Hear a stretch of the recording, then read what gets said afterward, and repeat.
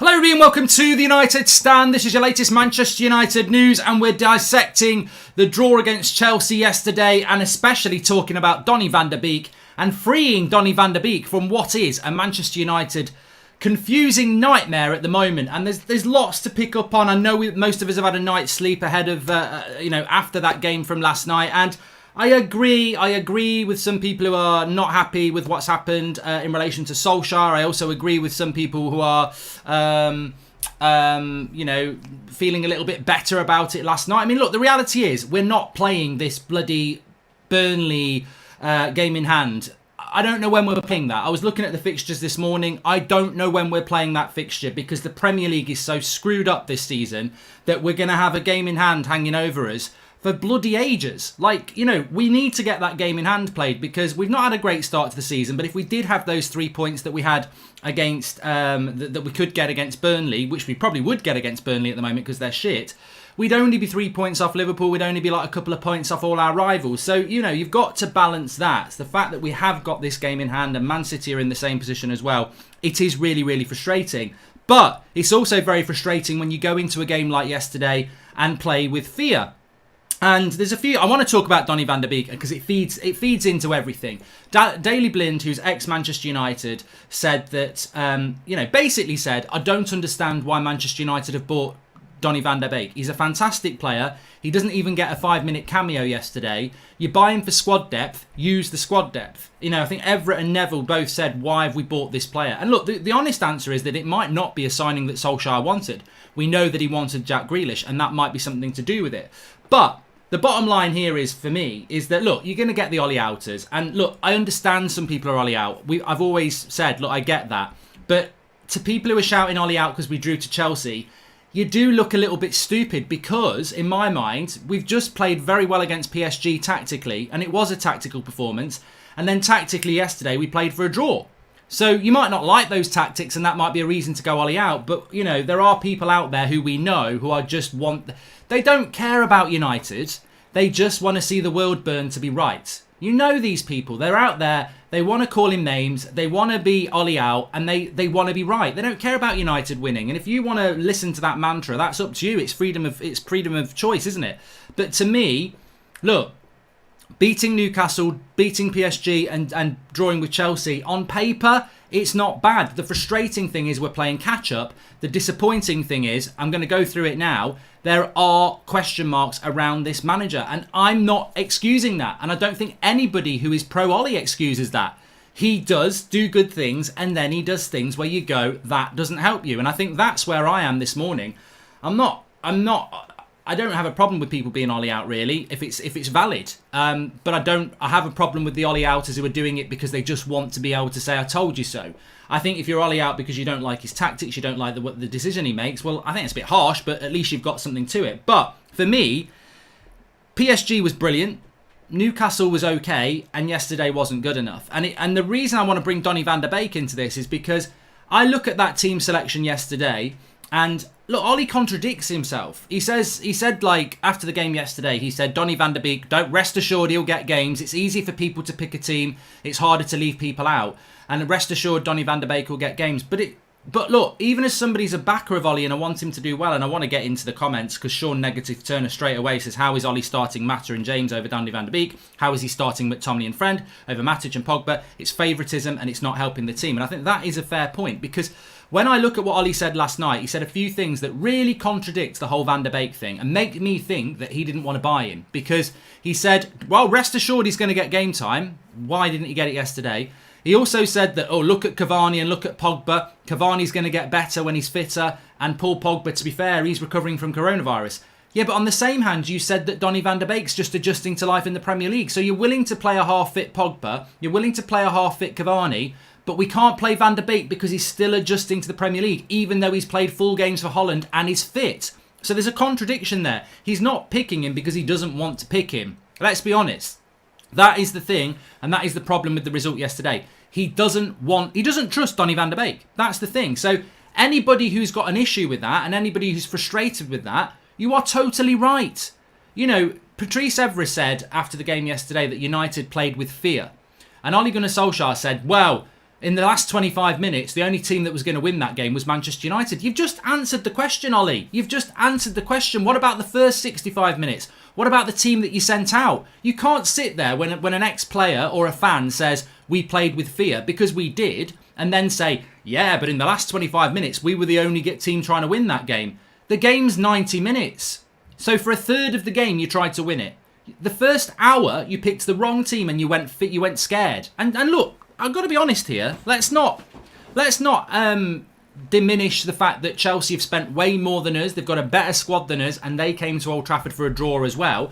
Let's play a balancing act. I think it's always very important to play a balancing act. The reality is, and it's a big if, because why would we not play Arsenal the same way we played Chelsea, with fear and the wrong players? And I take that on point. But Lampard came and played for a point. He did. I'm sure he wanted to win, but he didn't show any adventure to do that. And neither did we until the last 20 minutes, because he picked the wrong team. And this is where Donny van de Beek comes into it for me. Because the team that we picked yesterday, I could put Donny van de Beek in that team in 3 positions straight away, and he would be better than those 3 players. Now let's look at it. I know Ricky said on his fan cam last night, and I sort of agree with, well, you know, Ricky doesn't care what I think or you think. He's got his own opinions, and that's fantastic. But Ricky seems to think that Donny van de Beek can only play in the Bruno position, and this totally shows a lack of knowledge of Donny van de Beek. Like, he's been mentioned on this channel for about 2-3 years as a player that United should buy. In that 2 or 3 years, I've never hardly heard the conversation that he's a number 10. He can play as a number 10, but he's a box-to-box midfielder. That is a number 8. And he can play where Mata plays. He can play where Dan James plays. He can play where Bruno plays. He can play where Fred plays. I'm not sure he can play where McTominay and Matic plays. But the whole point of Donny van de Beek to me is that he can play in numerous positions. And yet, there seems to be this total misunderstanding that he can only play where Bruno can play. Bruno can play 4 positions as well. So, you know, that to me is not right. Team selection yesterday was awful. Dan James and Mata are not good enough to start. Donny van de Beek should be starting. Ollie's decision-making is still amateur, says Vincent McDonald. And my enduring feeling with yesterday is that point might well be a good point. But we didn't show the attitude to win the game. He picked a team that he picked against Newcastle that didn't actually do that well. There's a myth out there that team that started against Newcastle deserved to start against Chelsea. The team that finished against Newcastle won that game from 1-1, 4-1. The team that went and won at PSG won against a good team. The team that started against Newcastle and the team that started against Chelsea yesterday was drawing 1-1 with Newcastle and was drawing 0-0 with Chelsea. Why does that 11 get preference over the last half an hour 11 against Newcastle that won the game and the 90 minutes 11 that beat PSG? That baffles me. Look, Ollie can do what he wants. He had 2 good wins. And a lot of people got mad, but a lot of people didn't get mad because they were like, look, you've got to give Ollie's the manager, give him the chance. But I don't understand why he picked that team. And the more I've thought about it, the more I don't understand it. I'm not going to go, oh, Ollie's a Wally, Ollie's a PE teacher, Ollie this, that and the other. It's totally disrespectful. And 5 days ago, he showed that he's not that. That was a tactical performance against PSG and it worked perfectly well. It was brilliant. Brilliant. What he did yesterday wasn't awful because we didn't lose, we drew. But the team was wrong. It was a wrong team selection. And I don't understand it because, as I said, the team he started didn't do that well against Newcastle, didn't win a game, and we've won a game with 2 different teams since then. So it was odd. But what was even more odd, and Sean Negative Turner says Donny plays where Fred plays, not where Bruno plays. Bruno has a free role because he's our best player. Exactly, you're right. That's where he used to play for Ajax. He was more box to box. But when I look at that team yesterday, and Fred was one of our better players, let's focus on Van der Beek for a moment because this is where it will expose what I think was wrong yesterday, and I think some of you will agree. Right, you played Dan James in the team. There's 2 selections that baffle me here. There's 3 really, and Van der Beek could have played in any of them. First of all, Dan James, we all know Dan James got a lot of pelters yesterday. I sort of agree with Ricky. It's not Dan James's fault. He should never have been picked. You could have played Greenwood up front and put Rashford in that role if you wanted pace.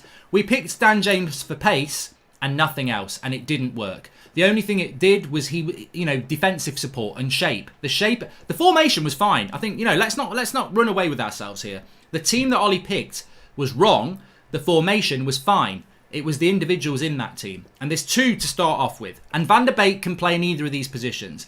On that left-hand side where Dan James played, the only thing Donny van de Beek hasn't got that Dan James has got is nitro in his boots. Like, Donny van de Beek is mobile, but he's not as fast as Dan James. Did Dan James' pace yesterday work at all? No. It was redundant. It didn't work. So that's it. Donny van de Beek's better than Dan James because the pace didn't work. It could have worked, but it didn't work. Is Donny van de Beek going to support Luke Shaw down that left-hand side defensively? 100%. He's used to that at Ajax. Press, positional sense, get the ball back. So yeah, he could have done the shape of the team wouldn't have changed. Would he have been better on the ball? Would he have been better in the tackle? Yes. So Dan James shouldn't have played and Donny van de Beek could have played there. On the Mata position, Juan Mata has been done against the top teams for 2 years. I said it before the game and Flex was like, I think people might get proved wrong. I said, well, look, I'm going to get proved wrong then because I've said for 2 years that Mata's done. I remember him playing against Chilwell, against Leicester 2 seasons ago, and Chilwell destroyed him going up and down, up and down. And he didn't destroy him as much yesterday because Chelsea weren't very adventurous. But Mata in the defensive area, he hasn't got the legs for it.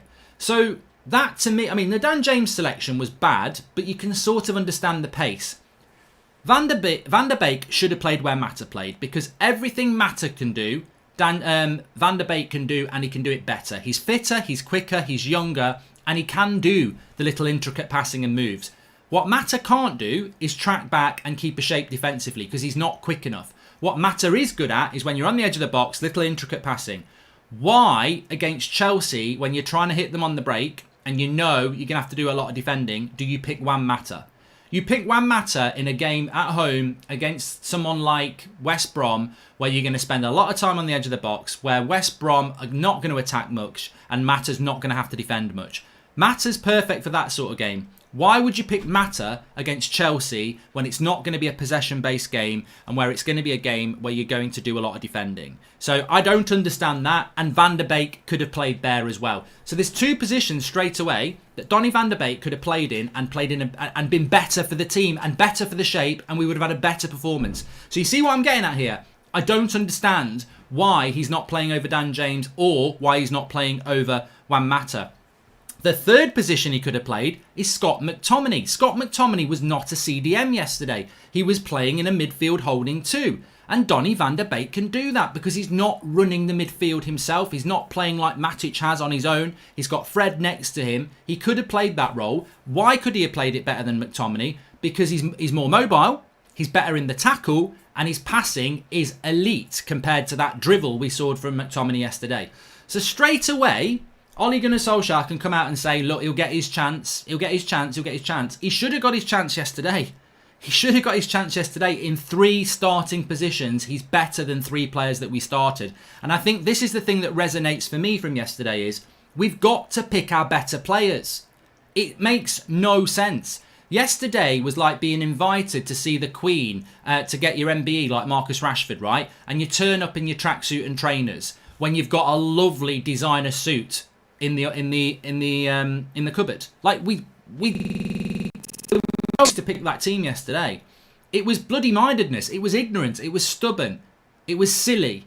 The shape of the team was right. The selections were wrong. And Donny van de Beek could have played in 3 positions and gave us a better performance without playing where Bruno played. And this is what I mean. There seems to be this growing myth that he can only play where Bruno plays. Rest Bruno against Leipzig and get Donny van de Beek in the team. He could have played in 3 positions yesterday and we would have been a better team for it. So Solskjaer's got to own that, in my opinion. And I think a lot of people, ex-players, pundits, and most importantly, a lot of you are confused this morning thinking, why have we spent £35 million on a player that we don't want to use, who is better than some of the shit we started yesterday, who, to be honest with you, are only getting starts because they're passion merchants. They're not talented footballers, they're passion merchants. And when Ollie's talking about training, he's picking people who go and pick the cones up, who bring him an apple in every morning. They're not good enough compared to what you've got on your bench, and that's the bottom line with yesterday, and that's why people are frustrated.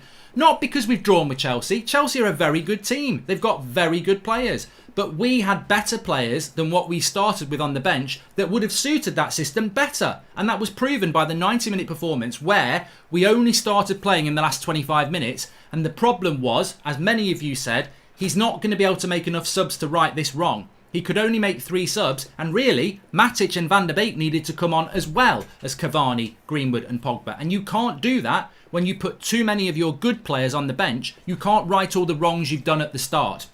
And to be honest, as well, I said this, well, I don't know whether I said it, you know, we should have took it as the warning. That team sheet, when it came out, was Ollie's farts warning us of the shit that was to come. And that is exactly what happened. And everybody saw it. Everybody hoped it wouldn't happen. Everybody hoped it was going to be some clever tactical genius where you beat Chelsea with Mata, McTominay and Dan James. And it didn't come to pass because you know what? When you've got better players on the bench, your chances of winning decrease when you put worse players in the starting position. So Donny van der Beek could have played in 3 positions for me yesterday, and it confuses me. And it really confuses. And what really annoys me as well is, we're not a club that actually spends that much. Most of our transfer budget, and this is going to hurt, most of our transfer budget went on Donny van der Beek. Who else did we buy? Cavani was free.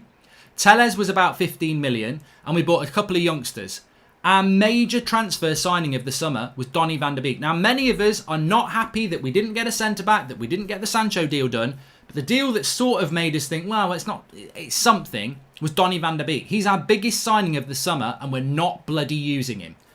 Something isn't right there, and it's nothing to do with fitness, it's to do with trust. If you are picking McTominay and Mata and Dan James ahead of Donny van der Beek, there is a big problem, because I tell you what, if you surveyed everybody across Europe whether they would pick McTominay over Donny van der Beek, no one's gone for that. Mata over Donny van der Beek, Dan James over Van der Beek, you've just broken the system. It can't even go.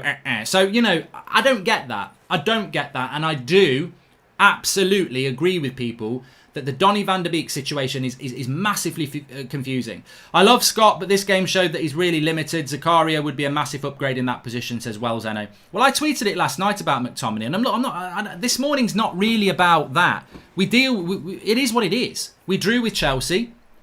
It's not terrible. It's not a terrible result, and PSG was still a brilliant result, and Newcastle was a good 3 points. So look, this is not me about being Ollie out, but this is about Ollie having to bloody switch on again, and this is about Ollie doubters again, isn't it? I think doubt of Ollie is justified this morning, because what he did yesterday was highly dangerous. Maguire gave a penalty away. How would we have got back in that game at 1-0?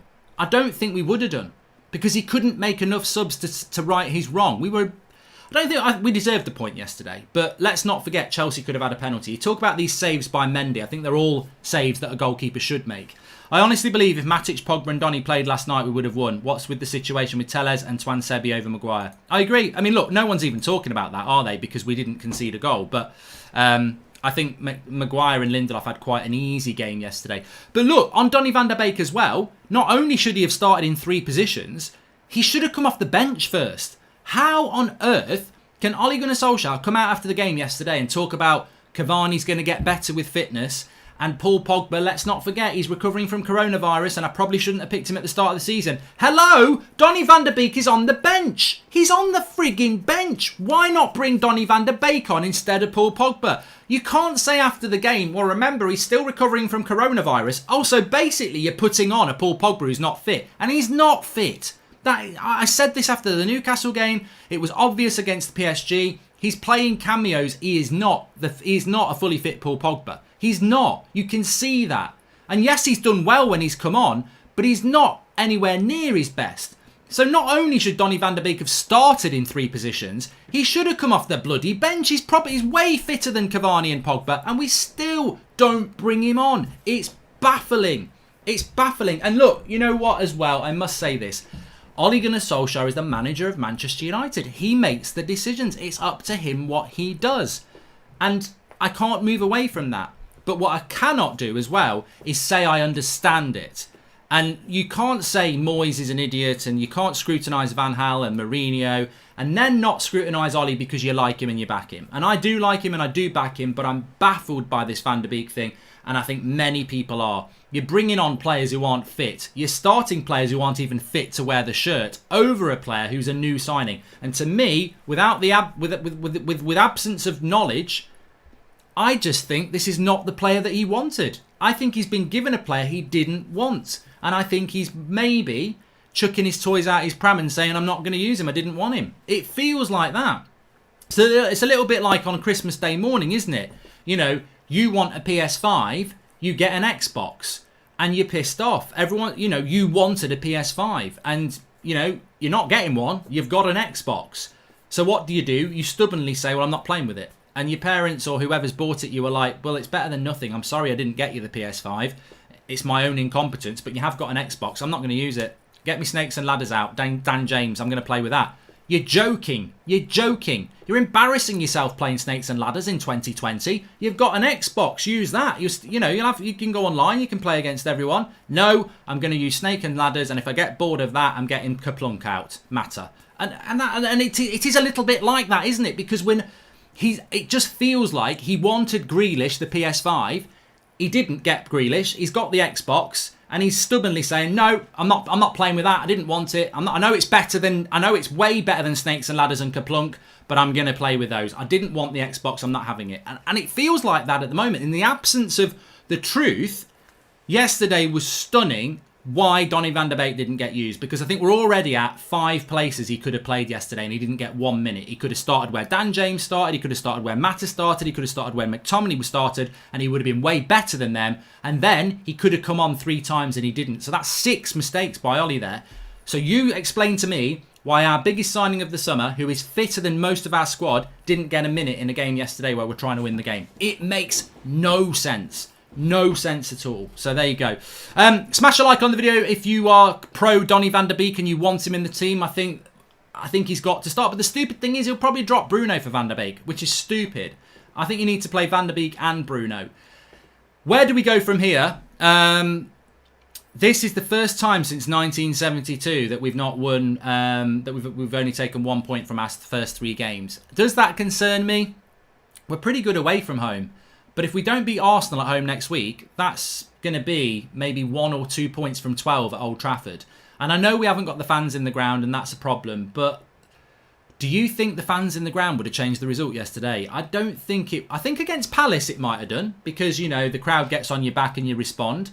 I don't think it would have changed the result against Spurs. I think that red card killed the game. And I don't think the crowd in the ground yesterday would have changed the game, really. I don't. I think the way we set up was scared. We were scared and we didn't want to get beat. And I'm not going to talk about the tactics of the game, because we know Lampard came to try and hit us on the break, and we know Ollie tried to hit Lampard on the break, and therefore you end up with a draw. So it doesn't surprise me. I think it was probably about the fair result. But look, I always try at the moment to look at Ollie out, Ollie in, and, you know, look at it fairly. We are still in the same position we were in the international break. We're in a slightly better position because we've won a game, we were unbeaten, and we beat PSG. So we're probably in a better position than most of us actually predicted. And that is a positive this morning. If we had those points against Burnley, we should have 3 more points. You know, that game in hand against Burnley, you'd expect us to win that. I'm not disrespecting them, but they are crap at the moment. And that game in hand is not happening before Christmas. So I almost feel like we need to add 3 points on. Whether we get them or not, I think we do need to add 3 points on. And when you add those 3 points on, we're not in such a bad situation. We should be in a better one, but we're not in such a bad situation. And as I said, we are unbeaten in 3 games.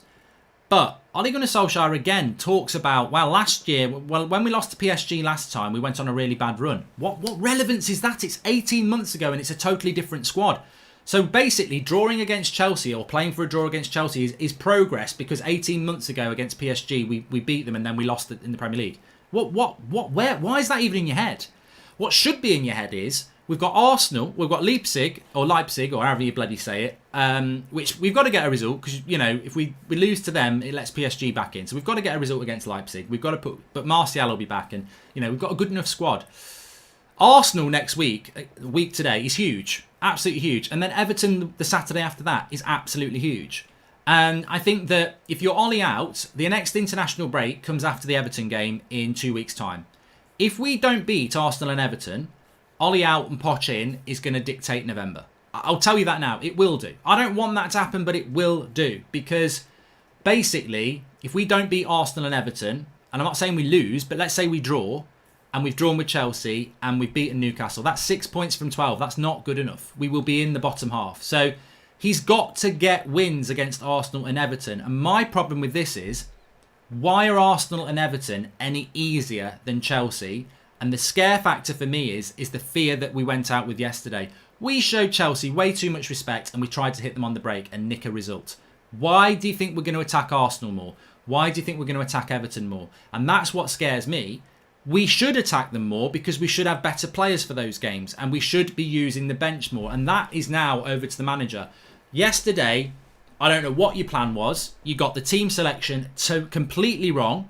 You got the shape right. You got the team selection wrong. And the reality is, if you go running with one trainer, you're going to hurt your foot. If you go out with two pairs of trainers, you're going to run better. You left the trainer off your feet yesterday, Ollie, and you left too many of your good players on the bench. He's got to play better players. To me, Scott McTominay is a bench player. He is not a top 6 player. He may become that, but he's not at the moment. So he can't start. Dan James shouldn't even be on the bench. Juan Mata, at best, is a bench player. There's 3 players that you take out there that you can bring in. Matic, Van der Beek, Rashford can go the left, Martial up front or Cavani up front. We've got to start making these changes because if we don't, we won't beat Arsenal and we won't beat Everton. So I don't think we're going to not beat Arsenal and Everton, but I think he's got to play better players. And I think yesterday was another big learning curve for Solskjaer and his coaching team because I think they tried to be too clever. And I think most of the fan base saw that team was going to struggle. And you know what? It struggled. So why is the manager and the coaching staff not seeing that? And I'll go back to what I said at the start. Why did that team get selected? It didn't beat Newcastle. It was 1-1 against Newcastle with that team that started yesterday. It was Van der Beek and Pogba who came on and won us that game. Yet they don't start. PSG. People played against PSG that didn't play in that starting 11 yesterday. They beat PSG. I think he tried to be too clever and it didn't work. And to be honest with you, I sit here and I'm still quite angry because I think, how did you think you were going to beat Chelsea with Mata, James, McTominay, Fred? And no Pogba, no Van der Beek. You know, you could have put Greenwood up front and had Rashford where Dan James was. There was so many things we could have done to be... I mean, Rashford, what did Rashford get in the player rating? 6? What's he supposed to get? Absolutely sod all. Absolutely sod all he could do in that team. I'm watching from Australia and I love the content. It's my wife's birthday, says Daniel Benici. Well, happy birthday to your wife. I want to get into some of the comments. Let's see. How are you feeling this morning? What do you feel? Now, we've got the 8 o'clock show tonight. Ricky's going to be on. We've got Kev and Beth on as well. So I'm sure it's going to be a lively show. I'm very frustrated this morning. And look, Donny van der Beek as the title of the show is absolutely correct because what is going on with Van der Beek? It's stunning. I do not get it. I saw Ollie out trending on social media yesterday. And I think to me that is it's silly. It's naive. I think if you were Ollie out after PSG, then you have every right to be Ollie out still. But let's not become Arsenal. I think, you can't flip-flop from one very good tactical performance to a draw against Chelsea where he got it wrong. I think ultimately for me, the jury's out on Ollie. It is out. Even Ollie's biggest backers are not totally confident he's the right man. And look, I don't think even Ollie is totally confident. And I know Manchester United are not totally confident. It's a hope. It's a hope. And I want him to succeed. I want him to be the man. And you know what? The sad thing is this Premier League season is there. Like, we drew with Chelsea, Man City drew with West Ham. That's a better point for us than it is for Man City. So there are opportunities there. People are dropping points all over the place, but somebody at some point is going to hit consistency. It could be Spurs. It could be Arsenal. It probably will be Liverpool. Somebody at some point is going to hit consistency. And all this inconsistency around United is going to cost us. It will cost us the title. I don't think we can do that. But it might cost us top 4 as well. We've got to get into a groove. And I was looking at the fixtures between now and Christmas. And these games at the moment aren't great, but they don't get a hell of a lot better. We've still got to play Man City before Christmas. We've got to play Leeds before Christmas. We've got some tough games between now and Christmas, and it's relentless. And what Ollie needs to do is get a system and get a best 11 quick. Very, very quick. Because this interchanging of the squad is bullshit. It's not going to work. You can't pick a really good system against PSG that does a really good job, and then on the Saturday, let's play the reserves. Because that's what we did yesterday. We picked the reserves. And let's not forget, this has just popped into my head as well. In the summer, in June and July, when we were nowhere near top 4 and we bloody blitzed it and we were brilliant, what was the problem in the summer? Fatigue. The first 11 of Matic, Bruno, Pogba, Greenwood, Rashford, Martial, the back four, we could beat anybody. But what happened is when we used the reserves, when we brought on Mata, when we brought on McTominay, when we brought on Fred, when we brought on James, the drop-off was ridiculous, and we spoke about squad depth. Here we are in this season, we're starting a game against Chelsea with that same bench that let us down in the summer, and our squad depth not even getting a minute. What's going on? Like, what is going on? These players that started yesterday have let us down loads of times. Loads of times. And everybody in the summer was saying, these are the players that are holding us back. They all start yesterday, and squad depth players are on the bloody bench. You know, players that we brought in to make us have a better squad don't even get a minute. It's baffling. And that's the thing that resonates for me yesterday. Something's not right. Because the player that you were given to improve squad depth doesn't get a minute, and you're going back to bloody fucking Jackanory history lesson using players that have let you down before. And then they let you down, and we're all like, well, what's the lesson here, Ollie? What are you trying to do? Because I'll tell you now, it's not the players' fault, but they're not good enough. Those players you picked yesterday are not good enough. The system is right. The way you played against PSG was bang on. Start picking your better players, please. Ollie killed the momentum of the team with that squad setup. Step backwards, that is, down to the manager, says Riv. It is a step backwards. It's not a massive step backwards. You could even say standing still. You know, I think Newcastle and PSG were a step forward. If we'd lost yesterday, it's a step backwards. I think we're sort of leaning backwards but standing still. But he's got to beat Arsenal. And I think he's got to beat Everton. And if he does those things, and we can do those things, then I think this period of Newcastle to Everton is a good one. If we can take 10 points from 12, it's a good one. But I think I said we've got to take 8. So which means win 2, draw 2, at least. So we've got to, we could draw against Arsenal and beat Everton, but we've got to win. I think we've got to win both. At best, at worst, we've got to win 1 and draw 1. No way Van der Beek sits another match after yesterday's performance. The guy can do everything which Mata can do, but with a much better pace and sharpness, says Deepak. We'll get your comments in. Patrick says, I think you're overreacting. That's fine, Patrick. That's absolutely fine. You know, I know there are people out there that are like, well, you know what, it's not such a bad result. And I agree with you on that. I think that beating PSG, Newcastle and drawing with Chelsea is way better than where we were. And I agree with what Ricky said in his fan cam. But what I'm talking about this morning is a very particular thing where I see contradiction, excuses and bafflement. It's all about Van der Beek for me this morning. I don't get it. I'm not overreacting about that because that's something I feel very strongly on. He was our star signing of the summer. He didn't play a minute yesterday. He could have played in 3 positions in the starting position and he could have come on 3 times and we didn't use him. There's something wrong there because I will argue this until I've got no air, that the reality is that Donny van der Beek is better than McTominay, he's better than Dan James and he's better than Juan Mata. And at the moment, I think he's better than Pogba because Pogba's not fit. So why is he not getting a minute in a game where he would have made us better? Where when he came on again, and the thing, let's not forget here, he came on for 20 minutes against Newcastle and was one of our best players.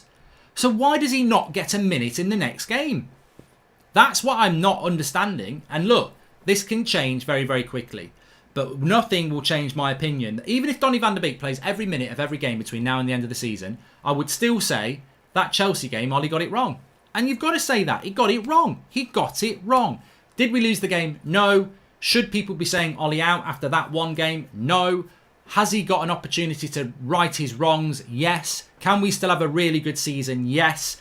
But I think the frustration and disappointment comes from we are continually, whether it's Mourinho, Van Gaal or Ollie, we continually keep making the same mistakes. We have a little bit of momentum and then we go backwards. You know, the frustration with United for the last 7 years has been we're capable of good results, but we never follow it up with consistent good results. And yesterday was an opportunity to send a very different team out and play in a very different way and get momentum and win the game. And we didn't. We reverted back to using players that have let us down, that are not good enough, and we disappointed in a boring 0-0 game. And that is why people are a little bit disappointed this morning, because we're not Liverpool and we're not Manchester City and we're not a successful side who can go, that was disappointing, but we're a good side, we'll bounce back. We are a team that we never know what's coming next. And whilst we can go and beat Arsenal and Everton, and we'd look at that result and go, it's a good result against Chelsea, it could also be a sign of things to come and be bad results to come. And that's why some people are disappointed and frustrated, and that's why some people are relaxed and going, at the end of the day, it's not that bad. Because we don't know what's coming next. Because most of us would never have predicted that starting 11 yesterday. And if we send that starting 11 out against Arsenal or any other team again this season, then we will drop points. And that's where the disappointment is because I don't think we actually had a go at Chelsea yesterday. We weren't injury ravaged. We were absolutely ill-prepared for that game in the team that he sent out. And it is baffling. And the most symbolic bafflement from that comes from the Van der Beek thing, which just makes no sense.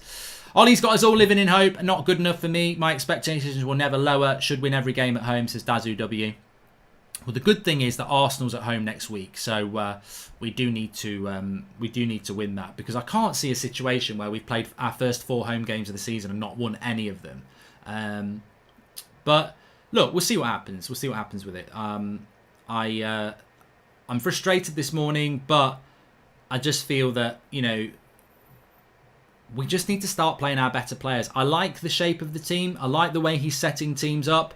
I just don't like some of the personnel, and I think that he got it wrong yesterday. And look, I'm glad that most of this video has not really been spoken about Dan James because, you know what, I don't think Mata cuts it against the big teams, and he hasn't done for 2 years. I don't think McTominay really is a starter for a top 6 side. He's a bench player. So I just hope that these things they change because it just, as I said, the thing for me is I looked at that bench yesterday and I was like, is this a charity game?